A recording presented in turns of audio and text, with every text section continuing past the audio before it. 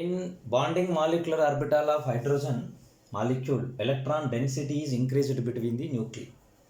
And the reason is psi A plus psi B, which shows destructive interference of atomic orbitals.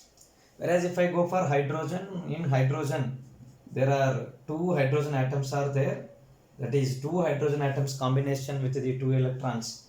If we expect the bonding molecular orbital, here hydrogen and hydrogen atomic orbitals combines in such a way that one in them results bonding molecular orbital, other in them results anti-bonding molecular orbital. This is known as sigma bonding. This is known as sigma anti-bonding orbital.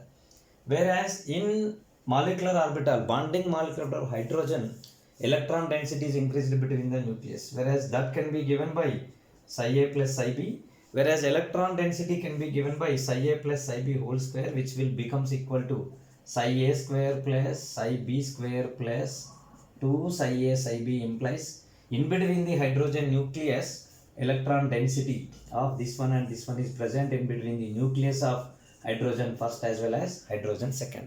More electron density is present between the nucleus, correct. Whereas this bonding is formed by psi A plus psi B, this anti-bonding is formed by psi A minus psi B. Whereas this psi A plus psi B, that is connectivity of psi A with psi B is said to be not the destructive interference, it is known as what? Constructive interference. Hence, reason is wrong, assertion is correct.